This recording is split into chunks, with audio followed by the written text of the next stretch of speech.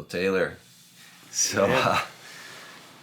I've been researching the Grateful Dead and the Urantia Book, and then turns out you said that you're both a Urantia Book reader and a big Deadhead. That is true.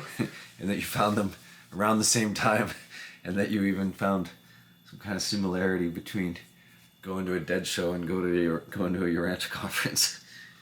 So I just thought it would be fun if you could share a little bit about your experience and what you thought it was like when when you found out that Jerry Garcia read the Urantia Book, and just like a bit of your story about how the Grateful Dead and the Urantia Book have been part of your life. So it's funny because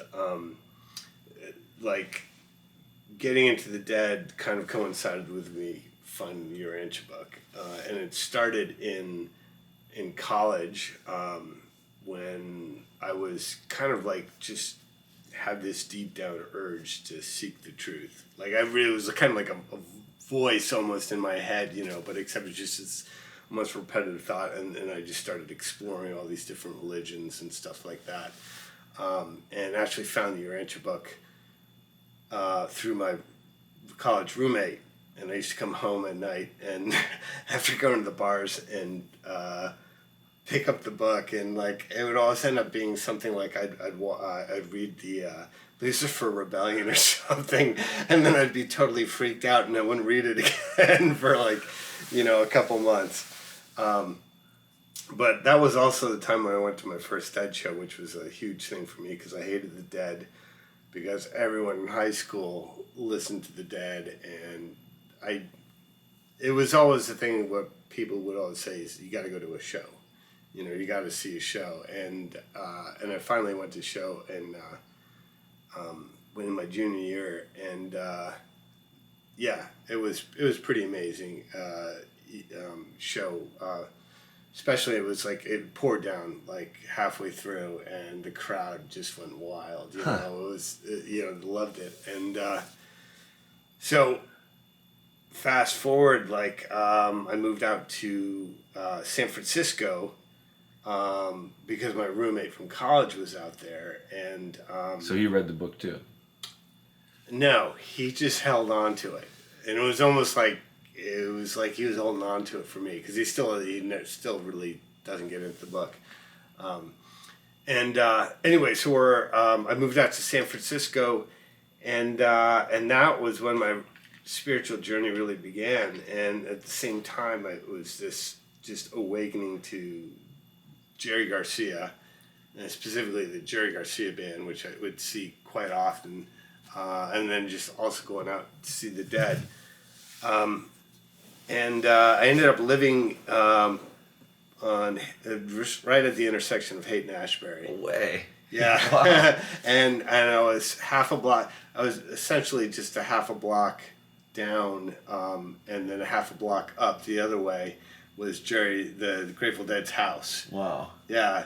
So, and I didn't really revisit the Dead until I moved in with these two kind of hippie chicks from Kansas who were Deadheads, and then this other girl, and then they just started taking me to shows, and that was just a great experience in my life,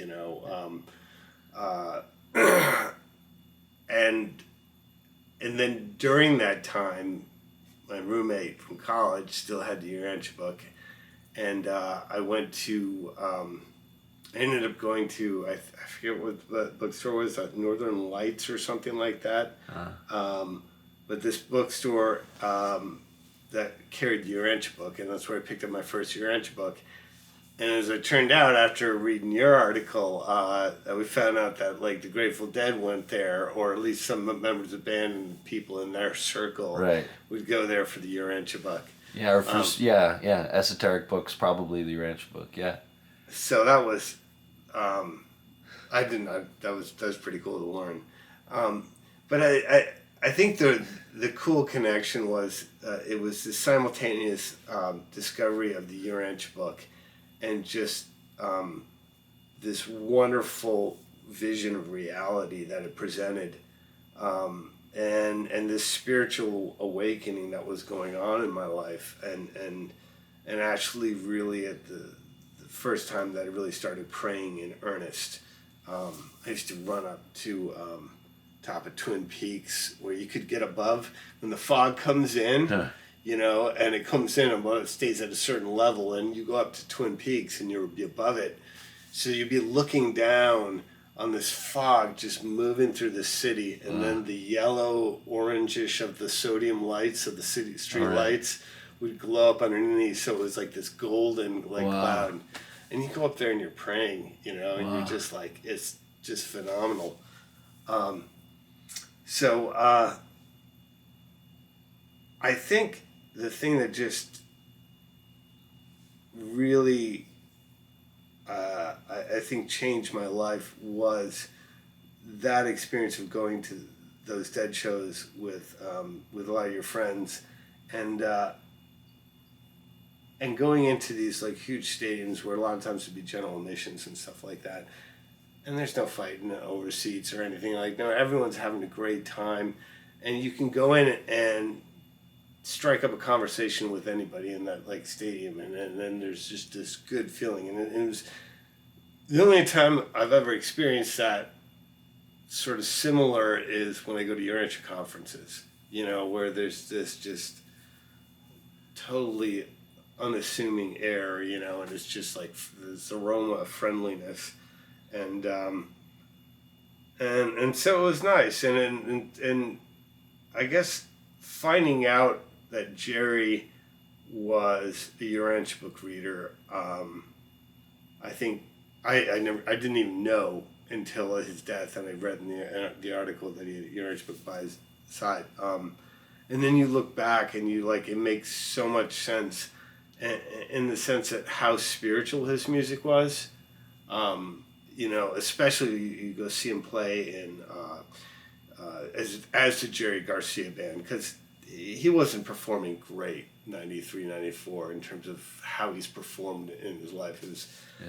But he was really always on fire when he played in his band. And the couple of you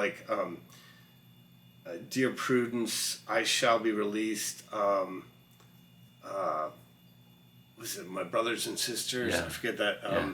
And all of them, the music was just so spiritual, and it, to this day, it's the music, listening to him solo just takes me to that place of peace,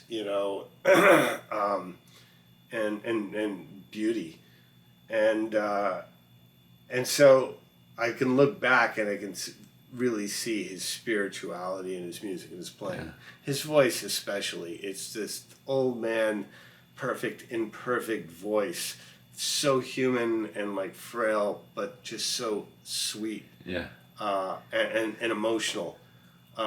And I think that really sort of embodies who he was. He was this gentle, unassuming guy, but just had this incredible love and ability to express that love through his music. Because it's I haven't really understood experientially the whole thing about how people felt like he was the spiritual leader of the band, and that he was so so special, but I'm trying to learn that, or appreciate it more. But there's something about him that people were really, well, I guess it's that his music, his improvisations, and his personality too, probably. He was very intelligent. But it's interesting because they say talking about he was the defunct default leader of the band, and he really was, but he would deny it, and he would walk away from leadership roles, in every case. So but he was he was a beautiful man. And you still listen to the Grateful Dead a lot. You said you listened to whole shows. A lot. But so it doesn't get old for you, because I guess there's so many that you can switch around with, or. Well, yeah, there's so many different shows. I mean, that's the incredible thing about the Grateful Dead is they've recorded all their shows, and you can listen to them. And I mean, it is still like some sort of, abnormal behavior, I feel, in a way. But shows are very different, like, from year to year. And Well, there's a lot of and then- deadheads in the world, so it's not that abnormal. Yeah. It's not like if you're into some band that nobody listens to. Yeah, but I'm afraid to admit how much I listen to that or Dead and Company or something like that. Yeah. Wow. But and are there any of the Grateful Dead songs that you felt like, I don't know, it seems like Ripple's the one that people always talk about. Some of the lyrics, but yeah, for me, there's so many, but I think some of the most, He's Gone is probably one of my favorites. I'm forgetting the name of that one.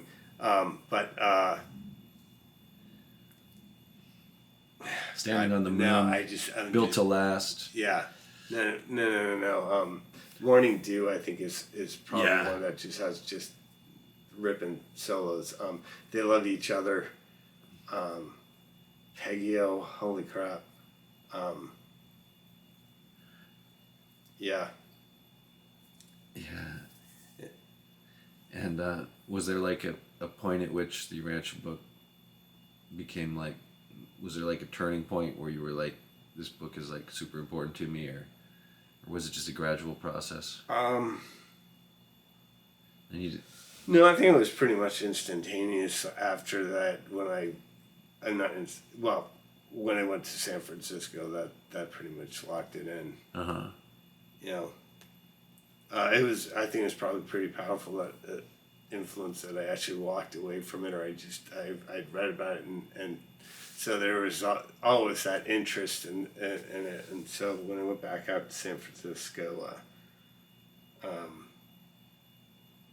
I was committed, but I had also done like all my study of like other religions and reading different scriptures and trying to come to this idea of like, how do you unify all these? What's the overarching truth? And then you came to the Urantia book, and you're like, boom, there it is. wow. Yeah. All right, man. All right. Thanks for chatting. Yeah. Thanks for sharing. Awesome.